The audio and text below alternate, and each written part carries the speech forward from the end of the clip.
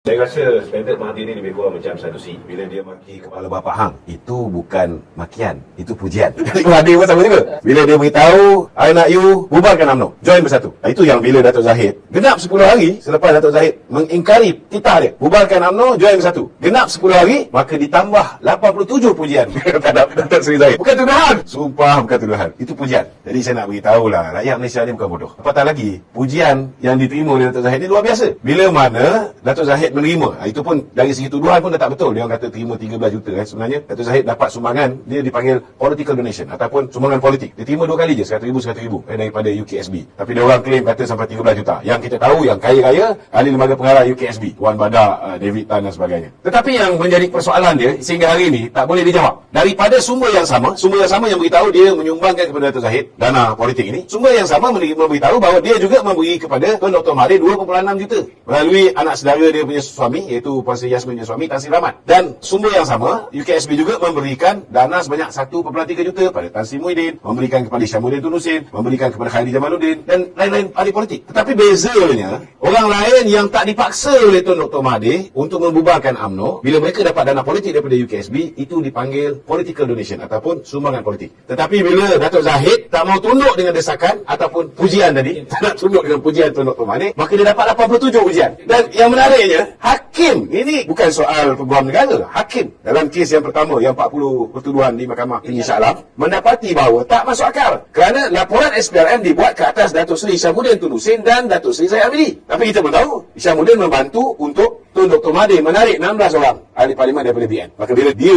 dibantu oleh Syamsuddin, walaupun nama Syamsuddin tu lebih awal dipetik dalam laporan SPRM berbanding dengan Datuk Zahid, bila ditanya di dalam mahkamah, kenapa ada satu laporan SPRM ada 2 nama Syamsuddin dan juga nama Datuk Zahid, kenapa Datuk Zahid saja yang disiasat, kenapa Syamsuddin tak disiasat? Pegawai SPRM mengatakan arahan pihak atasan. Kita pun tahulah siapa yang paling atas ketika itu, si saka tua berusia 93 tahun masa itu. Arahan pihak atasan hanya siasat Datuk Zahid, bukan Syamsuddin. Itu pun dah boleh membuat hakim tu berfikir. Apatah lagi bila dalam perjalanan kes Datuk Zahid itu, saya ada dalam mahkamah ketika Datuk Zahidi, peguam Datuk Zahid, bertanyakan tentang mereka-mereka yang selain daripada Datuk Zahid yang turut menerima. Itu mengesahkan bahawa apa yang dihadapi oleh Datuk Zahid memang terang-terang apa yang dipanggil sebagai selective prosecution, pendakwaan terpilih, malicious prosecution, pendakwaan berniat jahat, dan boleh dikatakan politically motivated prosecution. Maknanya jelaslah bahawa pendakwaan yang dihadapi oleh Datuk Zahid ini adalah merupakan satu pujian daripada Tun Dr. Mahathir. Kalaulah Datuk Zahid ni jenis yang lemah, long life, macam Mustafa Muhammad, macam Mas Ermiati, yang nama 2 orang ni disebut ketika bersama-sama dengan Datuk Seri Ahmad Maslan, Tan Sri Syaril menerima duit 1MDB. Bila dia mengambil keputusan ikut kehendak Tun Dr. Mahathir, keluar daripada UMNO, jadi ahli parlimen bebas kejap, lepas tu baru dilantik menteri nanti malam pergi, dia selamat, dia jadi bersih, jadi lembu suci. Jadi itu sebabnya saya nak beritahu bahawa apapun alasan yang diberikan oleh Tun Dr. Mahathir, saya nak beritahu rakyat Malaysia di luar sana bukan bodoh. Rakyat boleh berfikir sama ada apa yang dihadapi oleh Datuk Zahid, apa yang dihadapi oleh Datuk Najib, oleh Datuk Seri Ahmad Maslan, oleh Aziz Rahim, oleh Bung Mukhtar, oleh Tengku Adnan Tengku Mansur, Tan Sri Syaril dan ramai pemimpin UMNO yang lain adalah politically motivated prosecution, pendakwaan yang bermotifkan politik.